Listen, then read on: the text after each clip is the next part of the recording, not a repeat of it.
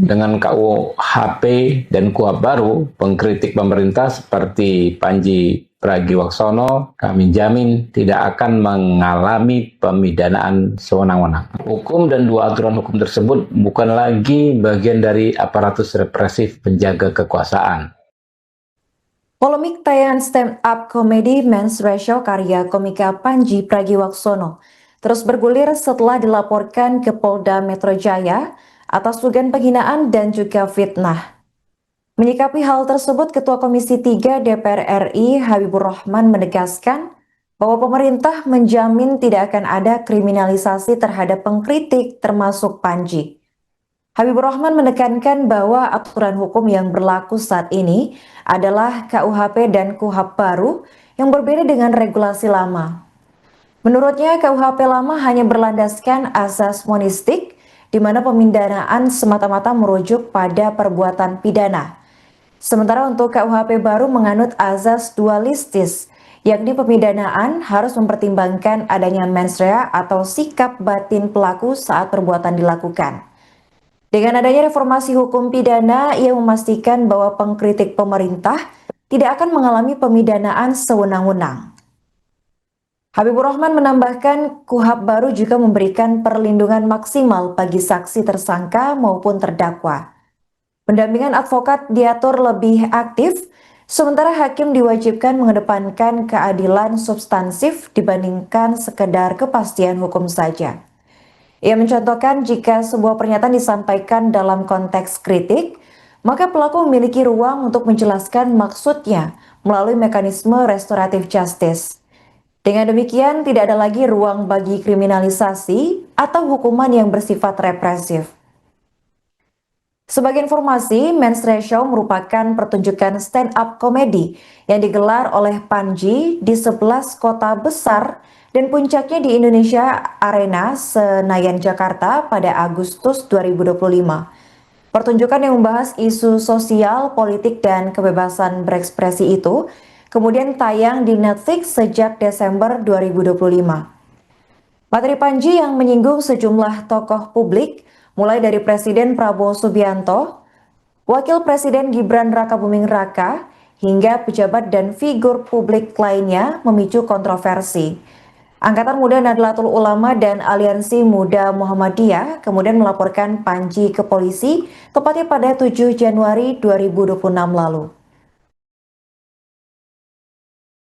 Dengan KUHP dan KUHP baru, pengkritik pemerintah seperti Panji Pragiwaksono, kami jamin tidak akan mengalami pemidanaan sewenang-wenang. Hukum dan dua aturan hukum tersebut bukan lagi bagian dari aparatus represif penjaga kekuasaan, melainkan justru menjadi alat yang efektif bagi warga negara untuk mencari keadilan. KUHP lama menganut azas monistis, yakni pemidanaan atau penjatuhan sanksi pidana hanya merujuk pada dilakukannya perbuatan. KUHP lama tidak mengenal restoratif justice, tidak mengenal putusan pemaafan hakim, dan memiliki syarat penahanan yang subjektif. Sebaliknya, KUHP baru menganut azas dualistis, yakni pemidanaan atau penjatuhan sanksi pidana bukan hanya merujuk pada terjadinya perbuatan pidana, tapi juga mensyaratkan adanya mens rea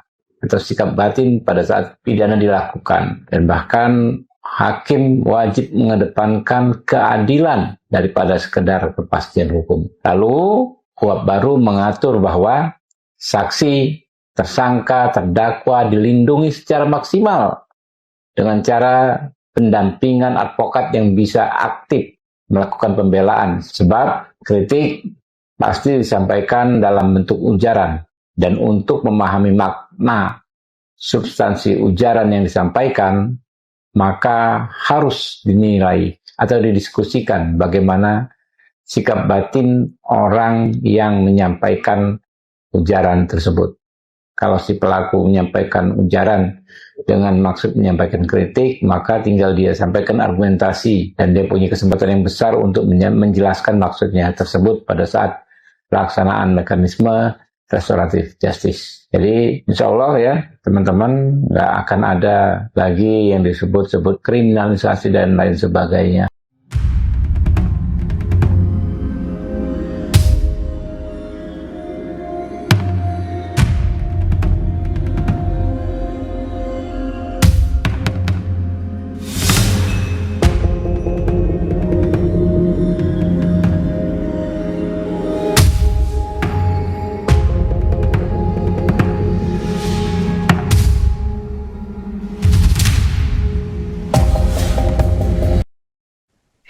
Komika Panji Pragiwaksono dilaporkan ke Polda Metro Jaya atas dugaan penghasutan dan penistaan agama melalui materi stand-up komedi berjudul Men's Ratio.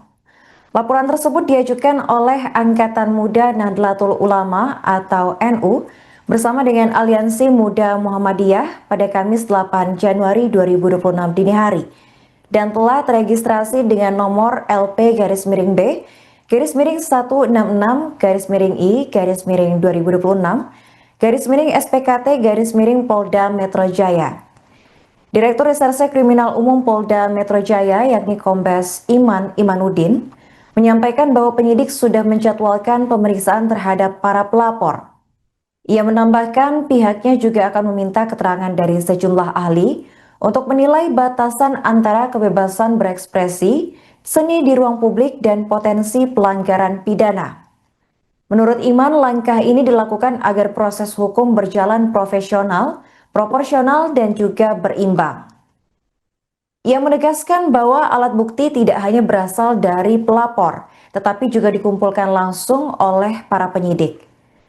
Sementara itu, Kabid Humas Polda Metro Jaya, yakni Kombes Budi Hermanto menjelaskan bahwa saat ini fokus utama penyidik adalah klarifikasi pelapor.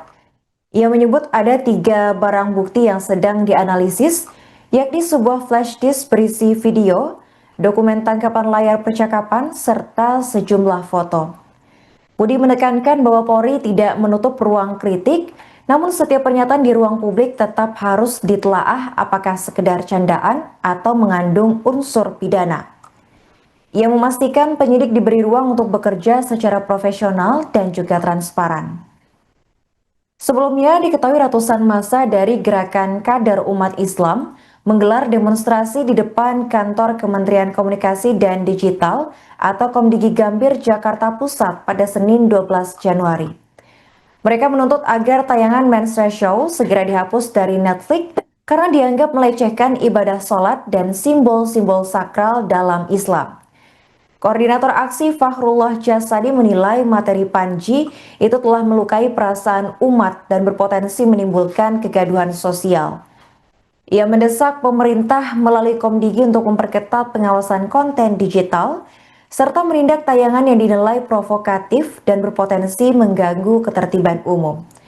Fakhrullah juga menegaskan bahwa jika tuntutan tidak segera ditindaklanjuti, maka pihaknya akan kembali menggelar aksi dengan jumlah massa lebih besar, bahkan mendatangi Polda Metro Jaya untuk mendorong proses hukum atas dugaan penghinaan tersebut.